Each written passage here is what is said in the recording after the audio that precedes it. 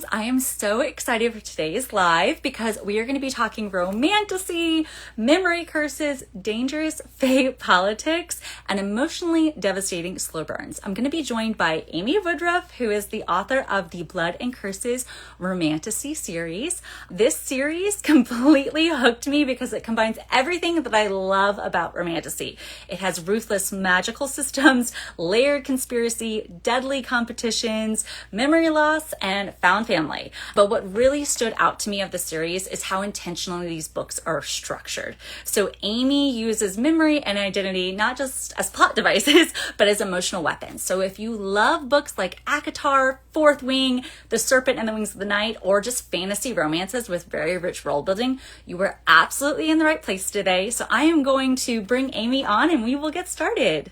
Hey, Amy. Hi. Hi. Hi, how are you doing today? I'm great. How are you? I'm doing good. Thank you so much for joining me on a Friday. I feel like Yeah. I know you from your book, so it's nice to see Oh, yeah. your face and to kind of talk to you in Yes. person. No, I'm Amazing. super excited. Thanks for having me. Of course. So I just kind of want to Yeah. jump right in with some like easy softball questions about like you in general as an author. I looked on your website and you described yourself as like a lifelong storyteller. And I know you also are a librarian. So I'd love to Yeah. kind of know what like books and authors have inspired you both as like a child and like now as an adult. Oh, that's a great question. I mean, I've been a lifelong reader for as long as I can remember, and I mean, I just loved it so much. I think what got me into, I guess, romantasy was Twilight. I remember reading that book for the first time and being like, "Mom, you have to go get me the next book right now." I grew up on a lot of Harry Potter too. Just I really loved romance and fantasy books growing up, and then because of that, I also wrote a lot of fan fiction too Gotcha. throughout high school and college, and just through my love of stories, that's why I became a librarian. I just love reading, and with the kids, I love promoting that love of reading and finding stories for them and getting to share some older ones with them from like when I was a kid, but also getting to Yeah. discover new authors and books every day.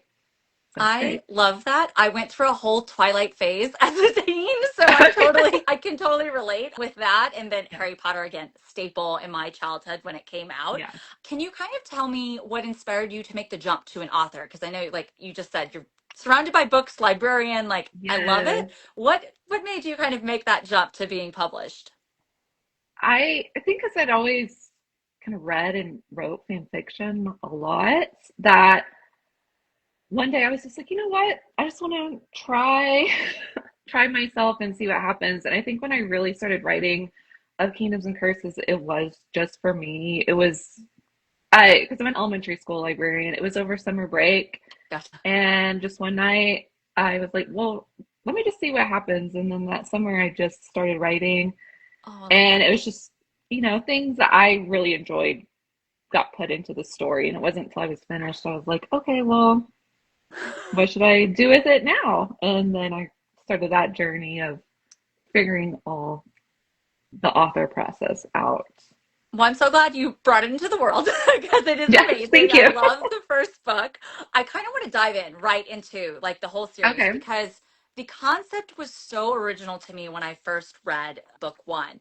For those who haven't read book one, can you kind of give me like your elevator pitch so we can introduce it to everyone? Yes.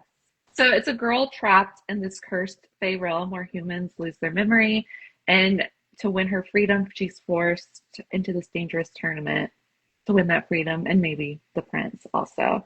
And then through that is just kind of the beginning of figuring out there's a lot more to the tournament and why she's there, and trying to figure out why she's there in the first place.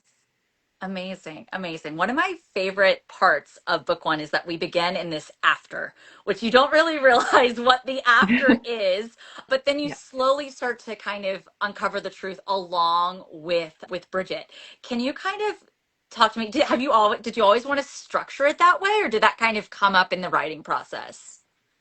No, I think from the beginning I always wanted to structure it that way. I wanted to have that big flashback moment for the before.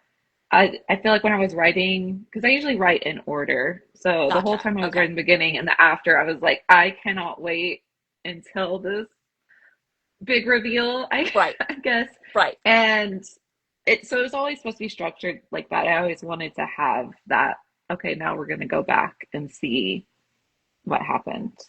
Okay, awesome. The pacing is also I was obsessed with the pacing because it just really balanced. I felt like world building, mystery, you got romance, you got action without feeling like info dumping or overwhelming. How did Yeah. you kind of approach balancing all of that as, as you were writing? Maybe not so much as I was writing, just because when I started writing it, it was really, I didn't know what I was Yeah. doing. I was just writing because I was like, let's just see what happens. So when I finished that first draft, a lot changed. Okay. I think when I finished, I was like, okay, maybe let's fix it and then maybe see if it could be something. I think the whole beginning half changed a lot. Maybe not so much where it was going, but Okay. definitely the world building and certain things and more characters. Um, the ending, not so much, because I think once I was about halfway through, I was like, I know where it's going now, but the beginning Gotcha. did change a lot.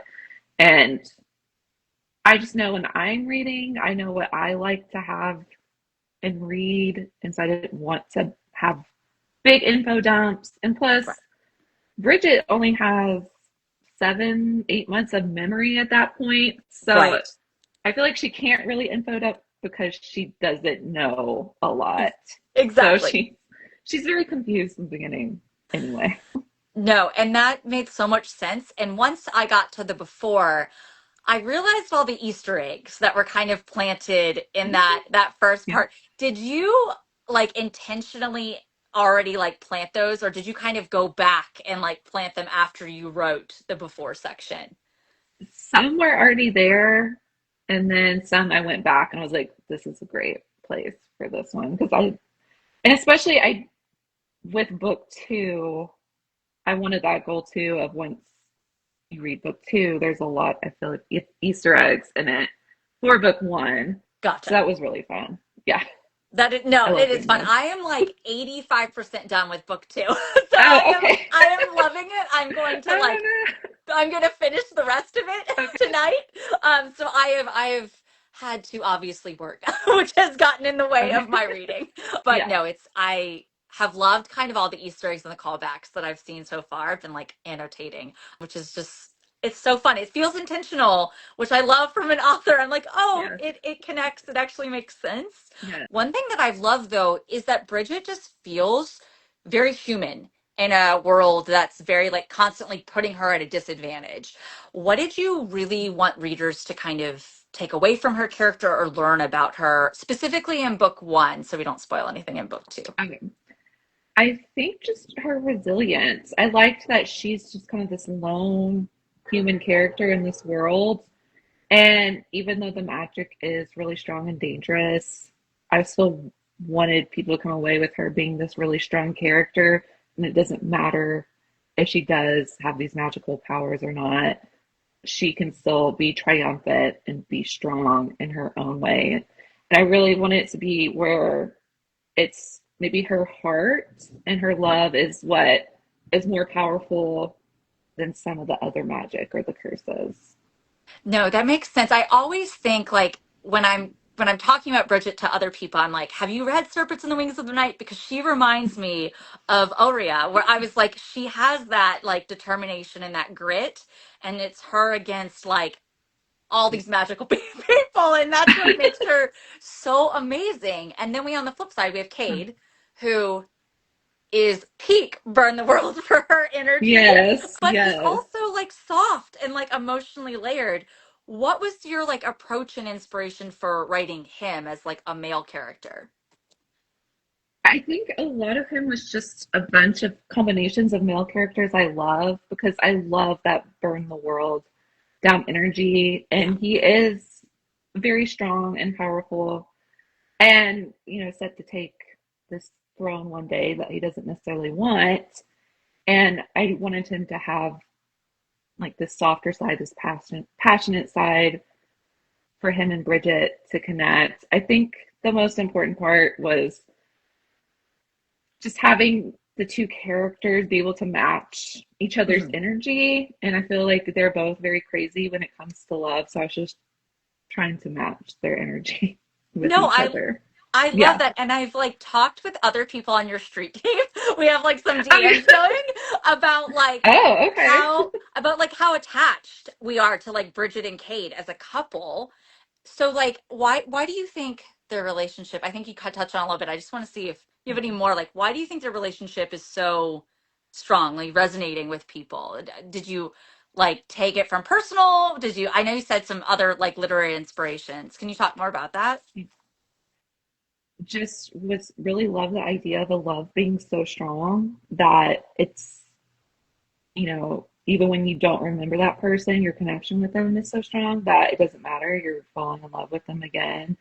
And that them having this loyalty to each other and willing to fight for each other and their love, I think it was just kind of like an idea of what I think is romantic and having this person who's the one that you go all this come through everything with.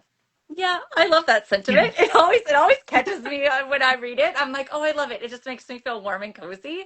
Oh, Um, good. yeah, the other thing though is like the side characters feel very developed. There's sometimes I'm like, I want them to have their own book too. I'm like, this is great. Was there like a character though who like surprised you while you were writing, or maybe became more important than you originally expected while drafting? Definitely Archer. I think he surprised me a bit. I think the more I wrote him, the more fun he was to write. And now Hmm. he's a much bigger part of everything. Yes. And I think Cassia too. I think just when I finished and how I was going to structure book two, she kind of surprised me a lot in her Mhm. journey in book two for Yes. what I thought it was going to be and then what it ends up being. Yes. Those two for sure. Yeah, when I saw the blurb for book two, I was like, "Oh, we're getting more Cassia." I love that. Yeah. That's gonna be a central part. So that was exciting. The magic system. I always am finicky with magic systems because magic should always have a price. And in this one, in your books, they definitely have Yeah. a big price. And you know the Yes. lore beneath the world building just feels very massive. How did you come up with like the magic system, and why was it so important? Because it's a very prominent book part of book one. Can you kind of talk about your process of like really integrating that into it? I knew from the beginning I wanted the magic to be almost the answer to everything, but also not where if you used it, there was going to be consequences for it. So Right. just having that tension and almost temptation to always use it, but not knowing exactly what it's going to cost you and that it could be disastrous. I think that's where I started and just going from there and deciding, well, what is the price for this one and how there's there's fae, there's witches, there's nymphs. Right. I wanted them to all be very different too, and so just breaking down what like how each one performed magic, what was the cost for it, and then having these runes kind of enhancing the magic, which makes sense if over time magic's always costing you something. Someone's going to come up with something that's going to help them a little Exactly. bit. Exactly. Yeah, Yeah, no, it's inevitable. No, yeah, it totally makes sense. And then Illyria just feels very beautiful, but unsettling at the same yes. time. How did you kind of approach making up this world? You know, was it inspired by anything? What did that process look like? Oh, I don't know. That Elyria was harder because I just kind of started with Elyria, and I was like, oh yeah, and these people have to come from somewhere. I feel like writing the second book kind of helped with me expanding that world and figuring out Hmm. the lore. I don't know. I wanted the world to still feel big Hmm. and not just be like isolated to this one kingdom and still have things going on in other places and there be other countries, not just like this one Elyria. Yeah. Right.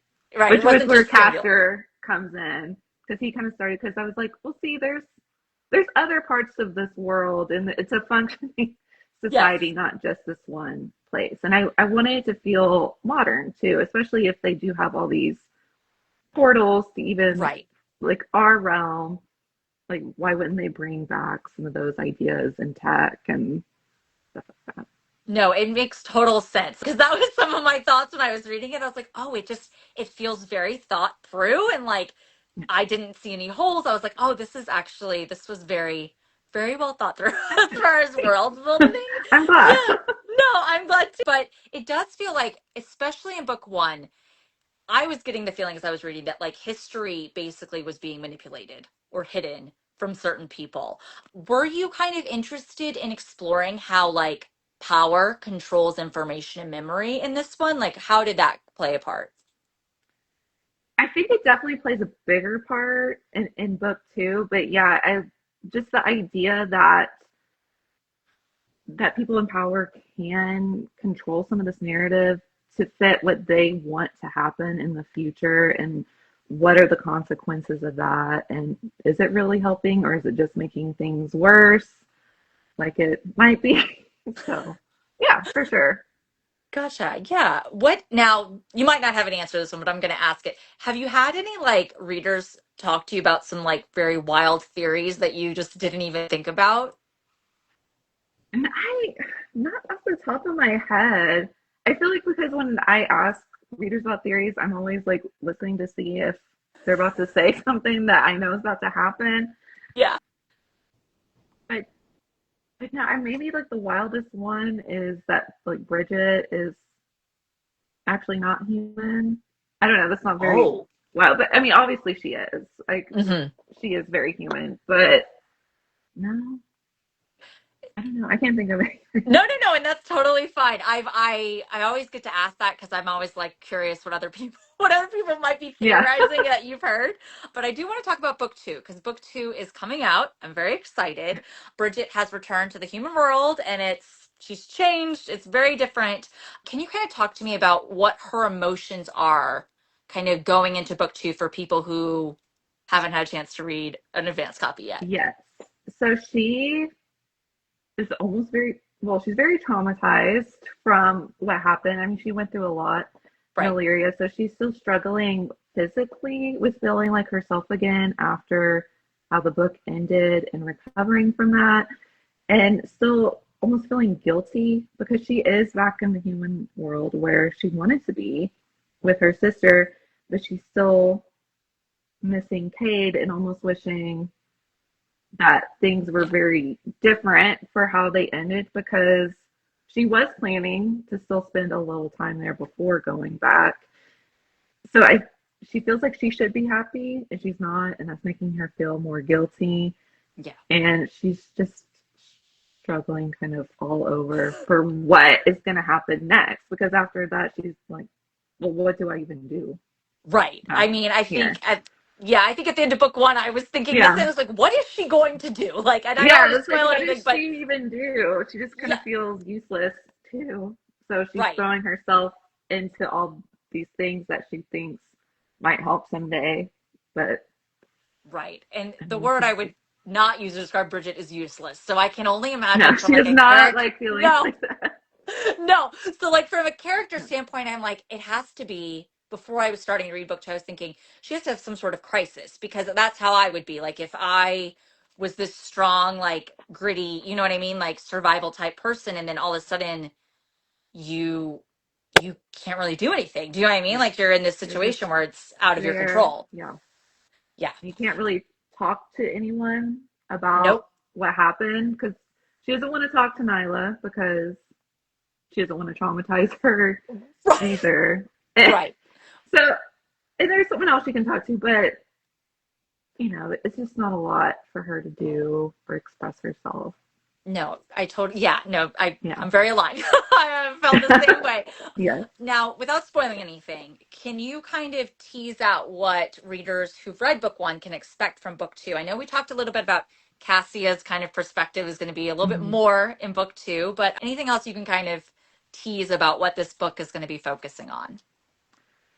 It's definitely focusing on, why Bridget has her memories, even though she shouldn't, and Hmm. bringing all these storylines that started from book one to this final head of what everything means and where all these curses came from, and just toying with the idea of what fate means and if all of this hasn't been left up to them or if a lot of it is still stuff they can change in their choices and what that means for everyone.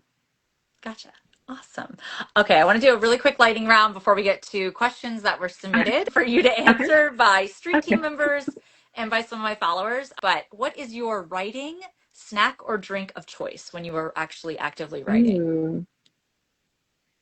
Maybe French fries. I Oh, like French fries. And maybe like Coke Zero, or if it's really late, maybe wine. yeah. It just depends on the time of day. Love If that. it's middle of the day, I'm just usually like a soda or Gotcha. coffee, caffeine. Yeah. I do love ordering French fries or like Taco Bell Oh, and just I like just locking myself in a room and just writing for hours at a time. So a lot of the time I'm not eating or drinking. gotcha. It's not until I like stumble out after I'm like, okay, it's been like 10 hours. Maybe I do need to eat or drink something. Time for But I substance. get a lot of, yeah. Gotcha. Do So you that's draft? mostly the process. That's very no, it's always interesting because every writer is different. So it's kind of fun to kind of see behind the scenes. Do you draft and write in silence or do you have like music and a playlist? Ooh. I like having a playlist to listen to Hmm. before I start. I don't like it playing as I'm writing. A lot of time I have like a, the television on like really low Hmm. where I necessarily can't hear it, but I still like having it on, or I'm Hmm. just in a room alone. So not much sound, Gotcha. maybe just a little TV. Gotcha. What are you Yeah. currently reading and loving? Ooh, I just started Divine Rivals for my book club. It's Oh. been really good so far. So that's what Hmm. I'm reading right now. I am editing the next book in the series. So Yay. Yay. announcement coming soon. That actually goes perfect into our reader question because Okay. Okay. one of our reader questions is how long do you envision this series being? So there's going to be a novella, Okay. which that's probably, I'll announce all that soon. Yes. And Yes. then just one more book. Okay. So Got it. yeah. Okay. Awesome. Looking back, this was another question we got. Looking back in book one, was there a scene or a part of the book that really changed dramatically from your original like draft through the editing process to what we got in a published book? Ooh. Oh, yeah, because I had Cade's mom still alive Oh. in the first draft. And so she was this figure throughout the tournament. She didn't stick around very long, but there's a few chapters with her in there, and I was like, no, actually, I'm gonna change this, just because I didn't want to I mean, the tournament is a big part of it, but that's Right. not the real focus of what's going on. So that was a big change. Trying to think what else. Kate's mom got the axe. Got it. That's your tagline. Yeah, Kate's mom got that, and I think a lot of the beginning scenes with Cora changed. Okay. I was giving up in the first draft. Bridget had a lot more freedom with Cora, and then it wasn't working because why wouldn't she? She's very capable of just getting away if there was Right. that freedom. Right. So that changed also. Awesome. Okay. Yeah. Last question we have from one of our readers is that Romantasy is having such like a big moment right now. Why do you think readers are connecting with this genre from like a librarian point of view and an author point of view? I think a lot of it's just the escapism of having visiting these other worlds. And I mean, I know that's a big part of it for me is being like, this would be so cool if it's real.